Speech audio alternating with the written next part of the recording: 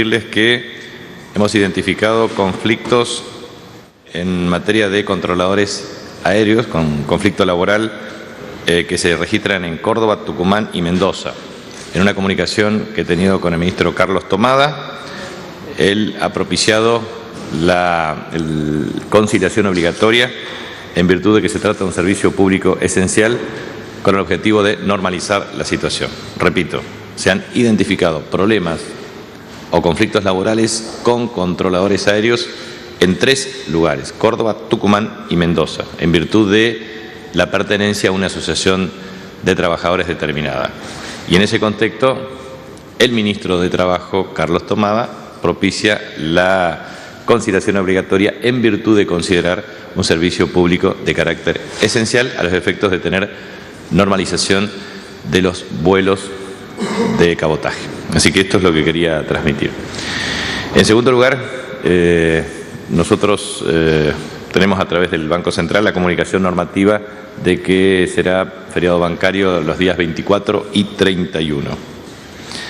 En tercer lugar, lo que quería transmitir es que ayer las interpretaciones del ministro De Vido obviamente no implica ningún tipo de confrontación, muy por el contrario, nosotros trabajamos de un modo cooperativo, pero hay una interpretación que ha hecho el ministro De Vido respecto al uso adecuado de la terminología a los efectos de establecer claramente que cortes preventivos significan tareas de mantenimiento cuando se detecta en un lugar determinado que las instalaciones pueden tener sobreexigencia o sobrecarga en materia eléctrica. Por lo tanto, yo lo que considero es que las aclaraciones que ha tenido el ministro han sido correctas y valederas, porque son interpretaciones técnicas adecuadas a los efectos de ver esta cuestión.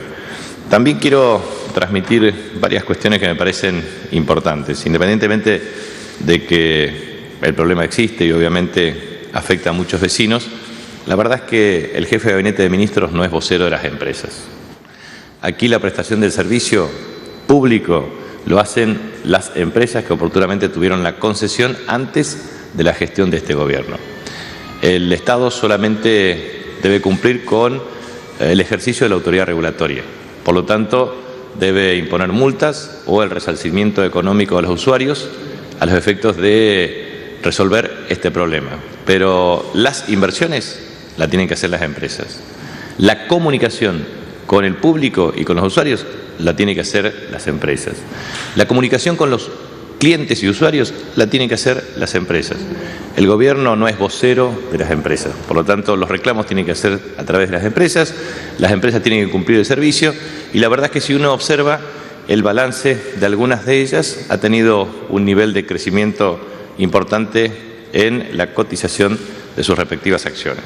Por lo tanto, aquí ha habido interrupción de servicios en la década del 90, cuando el problema no era tarifario, pero a su vez también es necesario observar que hay en todos los lugares del mundo existen problemas. Esto no quiere plantearse ningún justificativo, pero es necesario tener una diferenciación cualitativa de lo que significa realmente el tema de cortes programados o no programados, que fue definitivamente una expresión incorrecta de mi parte. En la República Argentina, el Estado ha hecho una inversión significativa que implicó agregar cerca de 10.000 megavatios. Por lo tanto, no hay restricciones en el suministro de energía. El problema central tiene que ver con media y baja tensión, la distribución a los usuarios en sus respectivos hogares, que tiene que ver con la empresa concesionada. Pretender asimilar esto a la época del expresidente Alfonsín verdaderamente es una patraña, una interpretación capciosa, un ejercicio periodístico de baja calidad. Creo que es necesario tener las cosas en su lugar y que el debate público en la República Argentina sea razonable. Yo observo muchas veces que uno de los voceros es un ex secretario de Energía que estuvo muy poco tiempo en su cargo. La verdad es que, en definitiva, muchos de los que pregonan incansablemente en los medios de comunicación sus expresiones fueron autores de estrepitosos fracasos respecto a la gestión pública cuando tuvieron la responsabilidad de gestionar. Por lo tanto, es absolutamente imprescindible que las empresas brinden sus correspondientes explicaciones a los usuarios. Pero el mundo también experimenta este tipo de situaciones. Por ejemplo, si uno toma el 16 de julio del año 2013, en Nueva York, país, primera potencia del mundo, cientos de personas afectadas. En Washington, D.C., 31 de mayo del 2013, código naranja por el calor, cortes en toda la zona. Australia, 30 de enero del 2009, Melbourne, en un enfoque de The Economist, dice que se considera por The Economist la mejor ciudad para vivir, apagón de varias horas que afectó a 500.000 hogares. Brasil y Paraguay, 60 millones de personas en 18 estados, 10-11 de noviembre del 2008. Tormentas causan apagón en Italia, 28 de septiembre del 2003. Por ejemplo, por citar, Canadá, Estados Unidos, Londres, Texas ahora en Estados Unidos, con 75.000 usuarios en el área de Dallas sin electricidad. 270.000 personas antes. Tormentas invernales en Estados Unidos dejan 12 muertos y también sin electricidad y varias carreteras incomunicadas. Es decir, problemas existen naturalmente en distintas partes del mundo y lo cierto es que es responsabilidad de las empresas establecer la reparación correspondiente. También quiero transmitir 609% incremento 2005-2013 de la adquisición de electrodomésticos. Y a su vez comunicar una noticia que me parece muy importante. La República Hermana de Paraguay, en el Congreso de la Nación, la última aprobación en la Cámara de Diputados, ha incorporado a la República Bolivariana de Venezuela como miembro pleno de Mercosur. Y eso es muy importante en virtud de que Mercosur hoy tiene 5 socios debidamente aprobados por sus respectivos parlamentos, lo cual implica el ensanchamiento del mercado común.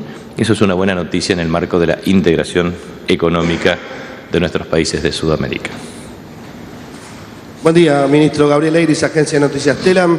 2 cuestiones. Primero, preguntarle por una serie de expresiones que tuvo ayer el jefe de gobierno porteño, que en primer término reconoció un crecimiento sustancial en la demanda energética, un poco en línea con lo que venía diciendo usted estos días, pero le apuntó al gobierno nacional porque dice que no generó las condiciones para satisfacer esta demanda. Preguntarle por estas expresiones. Y segundo, teniendo en cuenta que hoy es 19 de diciembre, preguntarle si tienen alguna novedad, si ha sabido algo y si han articulado alguna medida para prevenir cualquier tipo de cuestión vinculada a saqueos. Bueno, respecto a la última parte, vuelvo a insistir en lo que planteamos.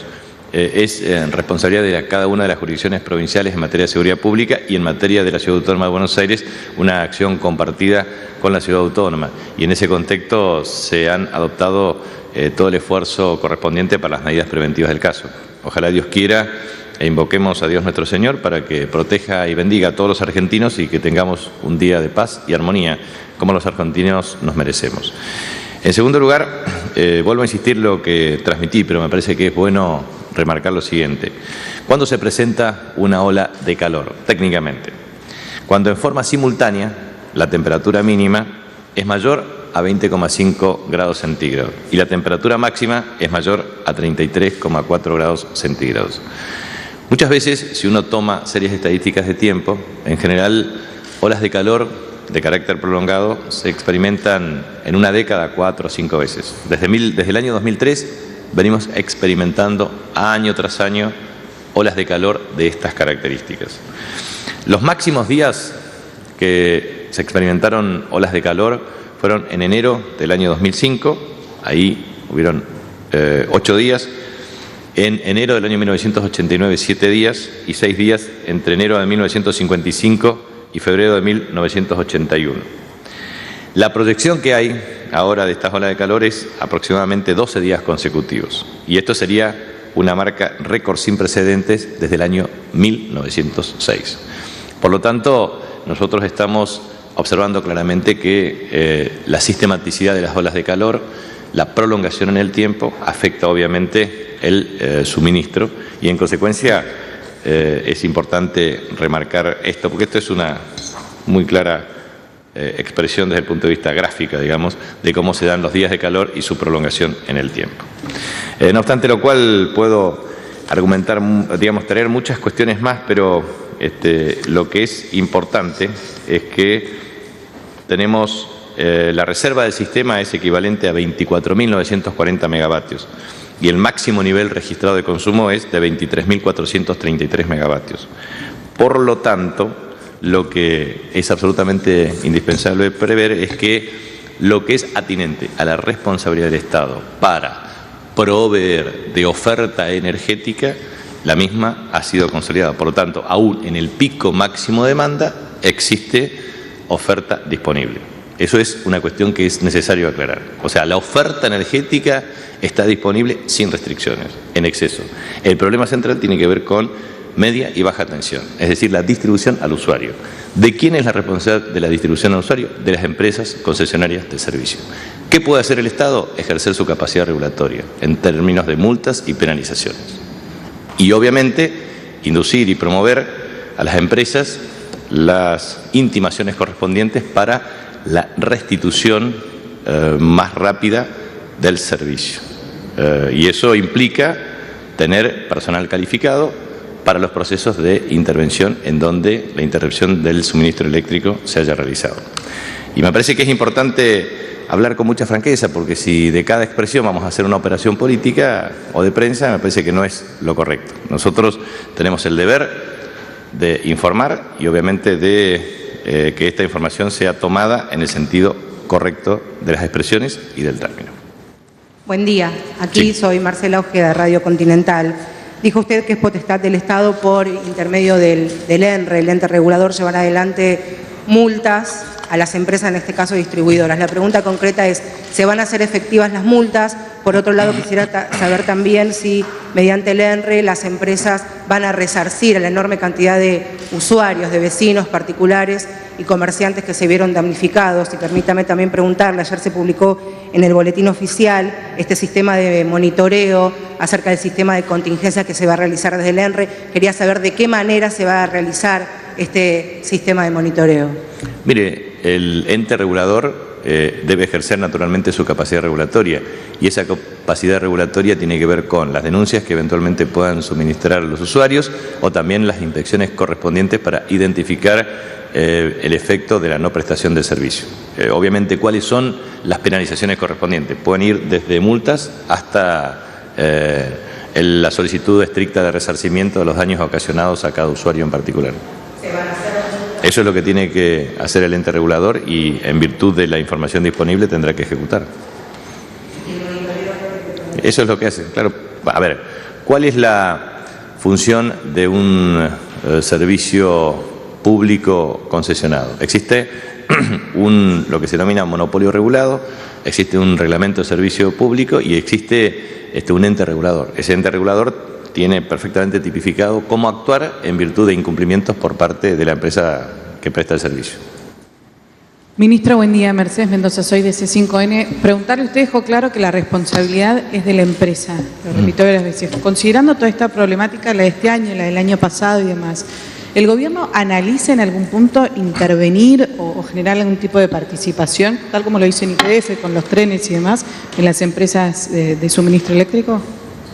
No forma parte de la agenda del Estado Nacional propiciar una intervención de esa naturaleza. Pero aparte hay una cuestión muy concreta. Muchos pregonan de un modo intenso, hasta diría con cierto fanatismo, el tema de ajuste tarifario. Nosotros tenemos un análisis muy riguroso respecto a este tema, porque finalmente la tarifa energética tiende a brindar competitividad para toda la cadena productiva industrial y también obviamente mejora el poder adquisitivo del salario y de los consumidores y también obviamente protege el nivel de ingresos disponibles de aquellos que menos tienen. Eso es parte de un debate que probablemente tendrá que verse, digamos, sobre el precio final de la factura y el componente de subsidio y en virtud de ello el estudio riguroso de lo que significa el subsidio estrictamente con el nivel de consumo, porque finalmente nosotros tenemos que ser también muy cuidadosos y todos como usuarios respecto a no malgastar el servicio, sino hacer un uso racional de la energía. El uso racional de la energía significa solidaridad con el prójimo a los efectos de garantizar que el servicio sea homogéneo, equivalente y equitativo. Y eso es lo que debe efectivamente pregonarse. Entonces, muchos consideran que solamente la tarifa es el elemento que genera desincentivos para el consumo, pero también la conciencia respecto al uso racional de la energía también es un factor importante a los efectos de lograr garantizar que el sistema funcione correcta e integralmente. Ministro, buen día. Gonzalo Asís de Canal 3 y Todo Noticias. Hoy se cumple un año de que el Congreso de la Nación sancione la tan anhelada nueva ley de trata de personas después de 3 años de cajoneo. Yo quería preguntarle por qué el Gobierno de la Nación no la ha reglamentado aún, según denuncian las organizaciones que luchan contra la trata, como la Alameda, como la Casa del Encuentro, teniendo en cuenta que ya pasó un año y que, bueno, ayer usted recordaba con alegría el fallo que revocó la absolución del año pasado de los responsables de la desaparición de Marita Verón en la provincia de Tucumán. ¿Por qué no se reglamentó la ley a un año, ministro? ¿Le puedo hacer una pregunta? ¿Por qué el Grupo Clarín no cumple con la grilla que está debidamente regulada por la Autoridad de Servicios de Comunicación Audiovisual? ¿Por qué? Porque hace 4 años que la ley 26.522 está en pleno funcionamiento y nunca jamás ha podido cumplir, y tampoco cumple con la grilla, y tampoco cumple con ninguna resolución administrativa emanada de autoridad competente, ni tampoco con el fallo judicial. Es una pregunta. Pero, ministro, yo le hice una pregunta a usted. Y yo también le hice una pregunta a usted. Pero yo soy periodista, usted es ministro. Yo soy jefe de gabinete de ministros y le pregunto Pero también. mi pregunta es de buena fe, simplemente porque hay una preocupación por parte de las organizaciones y porque en la Argentina hay 500.000 personas que son víctimas. Está bien, la mía es de buena fe. Lo que quiero transmitirles es que la reglamentación desde el punto de vista de la trata de personas es independientemente de la reglamentación. La ley se aplica. ¿Y quién la aplica a las leyes? Los jueces. Y los jueces tienen perfecta posibilidad de aplicar la norma, independientemente de su reglamentación. Y esto es así. Es una ley positiva, rige. A ver, ¿quién ha sido el gobierno que más ha trabajado respecto al tema de trata de personas? Se ha propiciado la ley, se trabaja claramente con una actitud muy propositiva para erradicar este delito, se promueven las acciones correspondientes, por lo tanto no depende de la regulación o reglamentación, sino simplemente de la aplicación por parte de los jueces.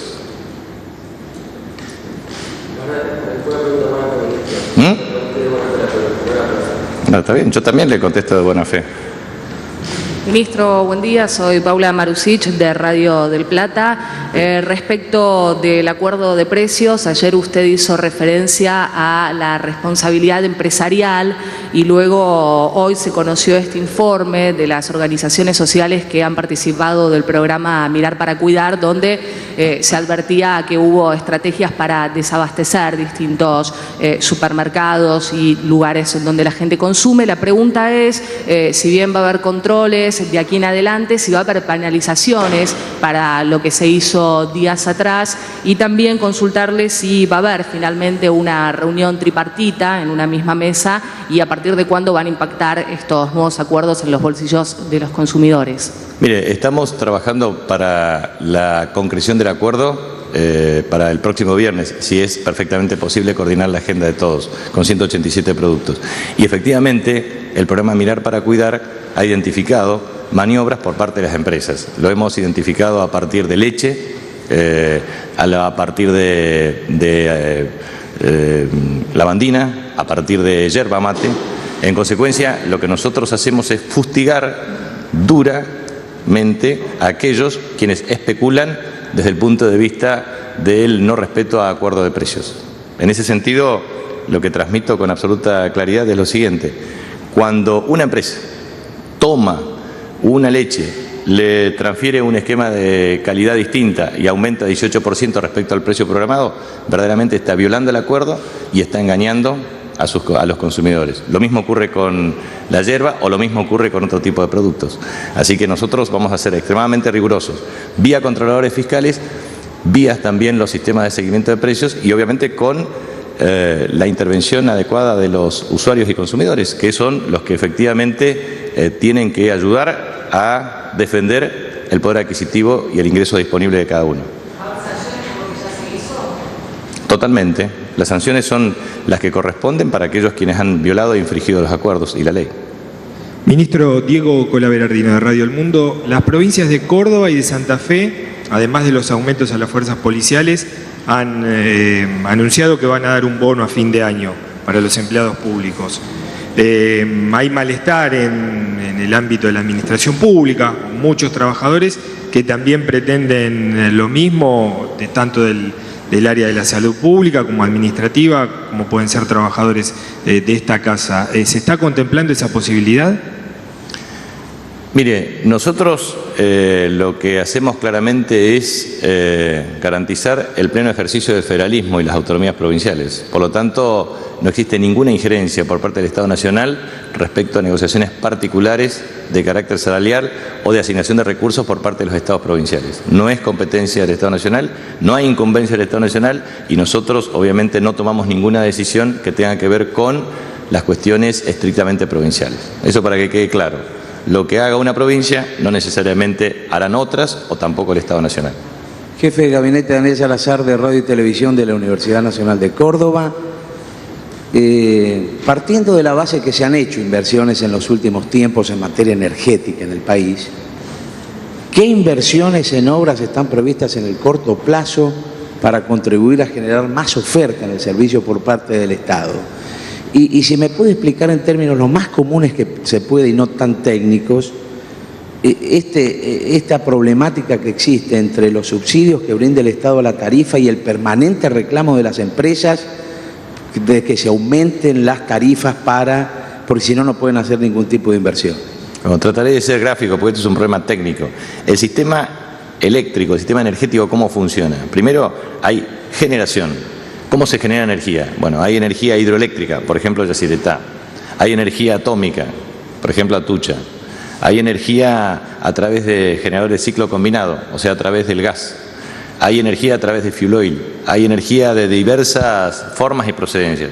La mayor participación de un componente desde el punto de vista de insumos es precisamente el gas convencional para la producción de matriz energética en Argentina. Entonces, el sistema que funciona en la Argentina es un sistema de costo medio, o sea, se toma el costo total de la generación energética y se divide por el número de unidades. Eso es generación. Después, esa energía generada tiene que ser transportada. Ese transporte tiene que ver con distintos lugares del país. Después de la generación y del transporte viene la comercialización, que es lo que hace CAMESA a los efectos de unificar mecanismos de precios para la distribución, y después vienen las empresas distribuidoras. Las empresas distribuidoras son provinciales en algunos casos, concesionadas por provincias o concesionadas en este caso por el Estado Nacional. Es el caso de lo que ocurre en la Ciudad Autónoma de Buenos Aires y el Gran Buenos Aires.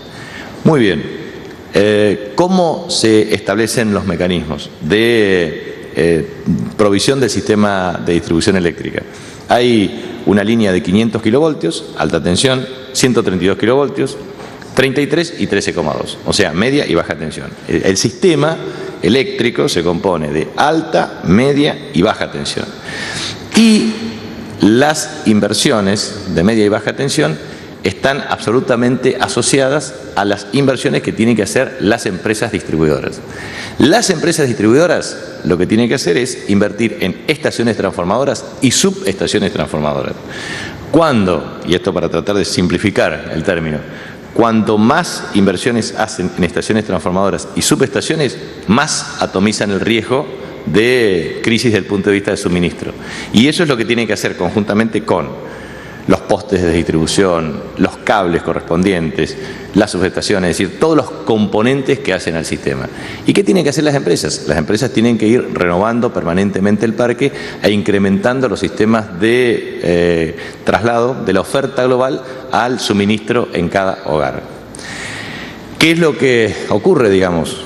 Ocurre fundamentalmente que la demanda energética crece con una electricidad superior al Producto Interno Bruto, en virtud de la adquisición de electrodomésticos. Y esto obviamente implica la perspectiva que tienen que tener todos los usuarios, todas las empresas para satisfacer la demanda de los usuarios.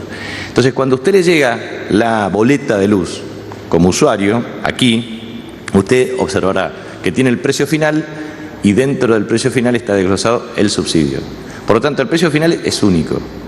El aporte del Estado es el subsidio a los efectos de que usted efectivamente pague no la tarifa plena derivada del monto final, sino de la parte que está excluida del subsidio. O sea, si yo tengo una tarifa de 100, o sea, yo recibo una factura de 100, acá, 100, y tengo un subsidio de 80, en realidad el usuario paga 20 pesos y 80 pesos se lo paga el Estado.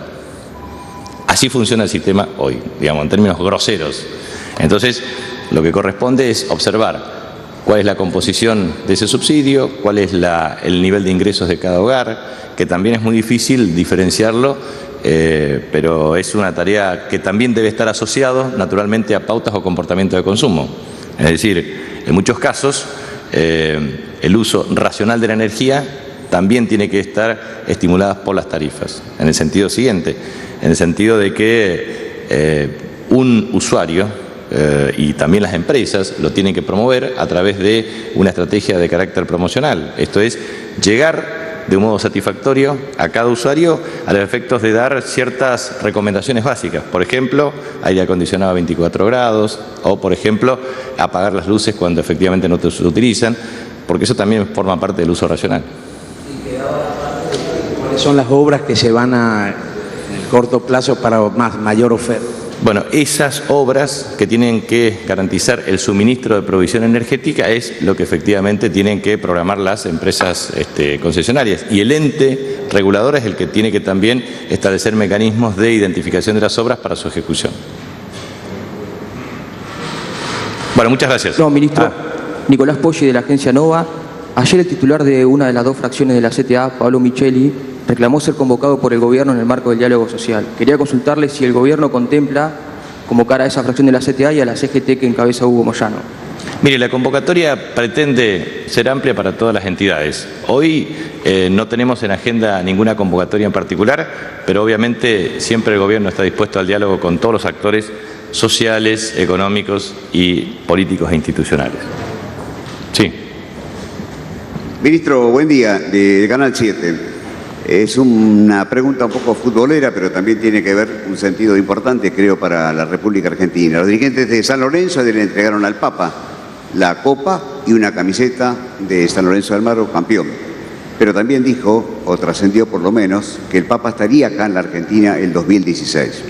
¿Cuál es su opinión? Bueno, por supuesto nosotros tenemos un extraordinario reconocimiento a la figura del Papa Francisco. Su santidad, el Papa Francisco, es una figura emblemática para la República Argentina y obviamente para la humanidad. 1.200 millones de fieles católicos en el mundo, 2.000 millones de cristianos, implica claramente una religión con trascendencia de carácter universal.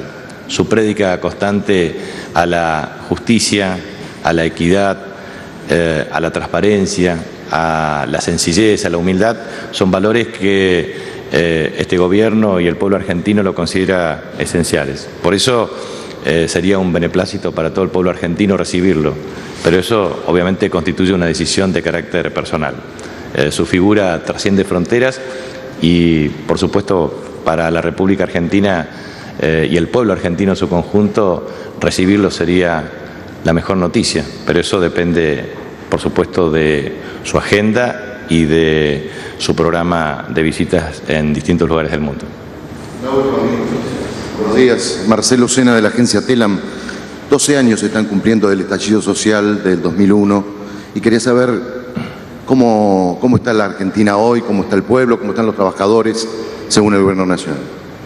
Mire, creo que hemos logrado un avance extraordinario en los últimos 10 años en la República Argentina. Es muy importante reconocer que Argentina ha crecido el 7,6% anual acumulativo en estos 10 últimos años. Es la tasa de crecimiento más alta de América Latina. Es el periodo de mayor expansión económica en los últimos 203 años de manera regular y continua. En segundo lugar, tenemos 6,6% de tasa de desempleo. En tercer lugar, tenemos un programa de inclusión social que garantiza que 11,6 millones de argentinos estén debidamente integrados e incluidos socialmente.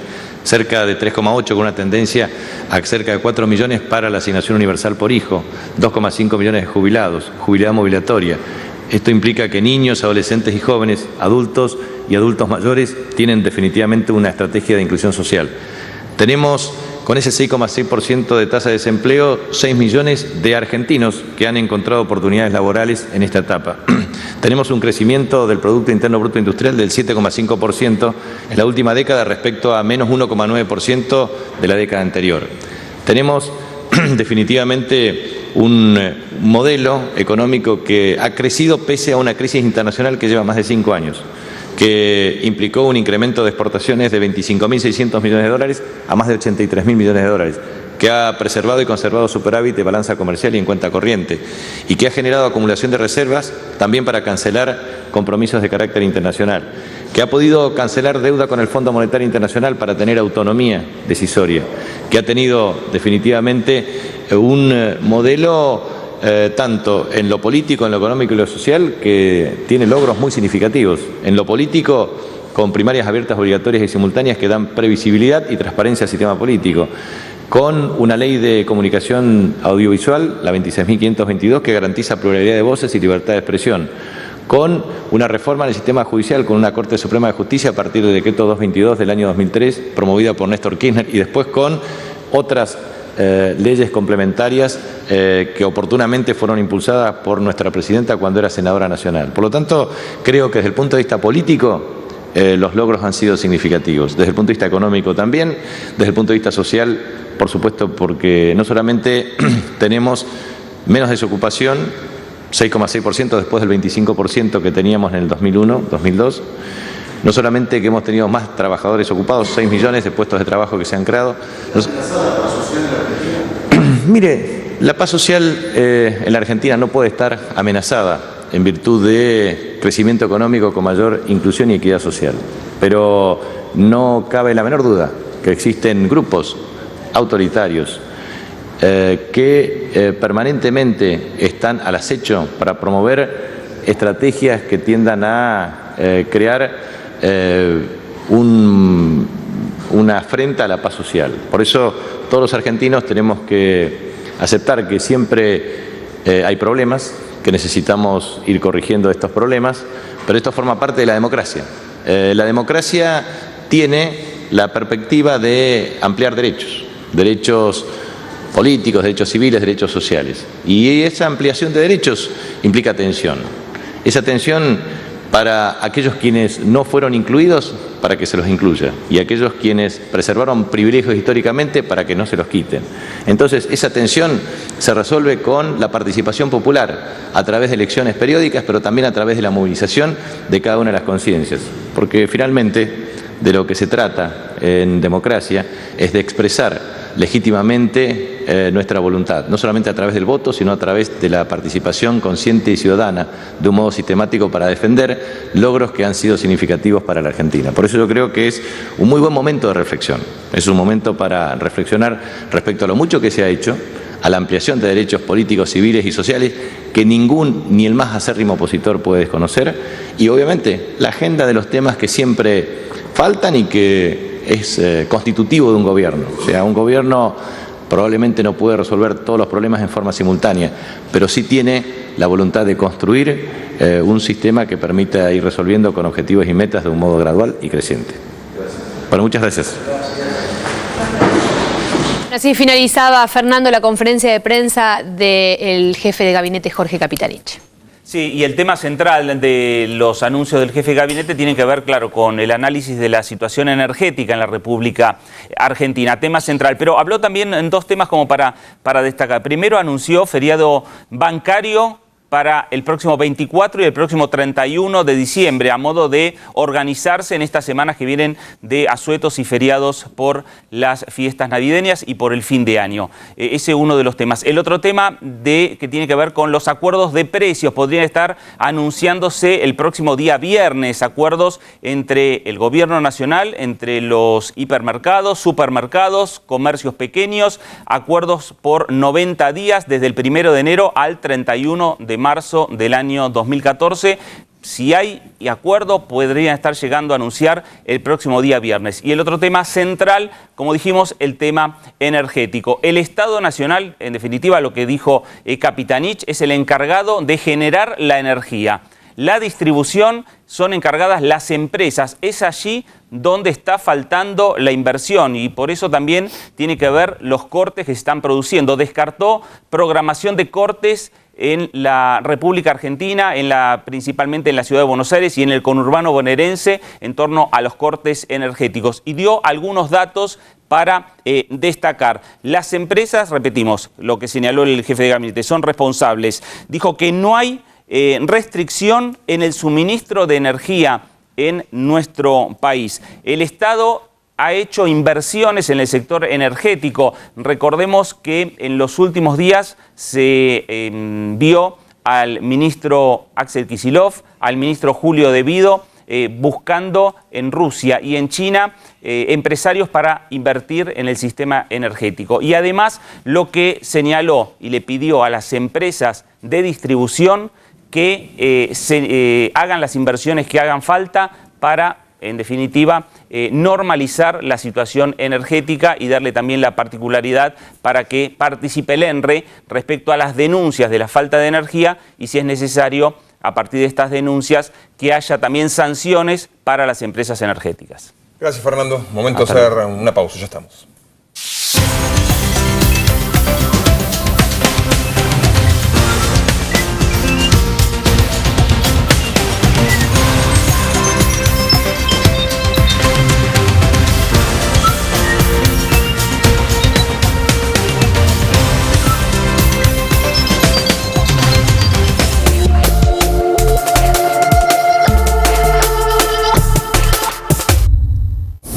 ¿Crees que por usar Progenex Cocina vas a limpiar con el pelo al viento, dejando brillitos por todos lados? No, pero no sabes lo limpia que queda la cocina. Chao. Progenex, limpieza real para una vida real. Del miércoles a viernes en Disco, 25% de descuento en pan dulce, budines, confituras, cajas navideñas, lechón y pavita. Disco, ¿qué necesitas? Registro Nacional de Chicos Extraviados. En nuestro país, son muchos los chicos que por distintos motivos están fuera de su hogar. Desde que comenzamos a buscarlos, algunos ya fueron encontrados, pero quedan otros que todavía están lejos de casa. Ayúdanos a encontrar a María del Carmen Soledad Villamor, falta de su hogar en la provincia de Buenos Aires desde el 3 de mayo de 2013. Actualmente tiene 17 años de edad. Si tu hijo está perdido o tenés información útil para hallar a un chico extraviado, llámanos 0800 122 2442 o al 142 durante las 24 horas, los 365 días del año. www.jus.gov.ar/juschicos. Argentina, un país con buena gente. Presidencia de la Nación.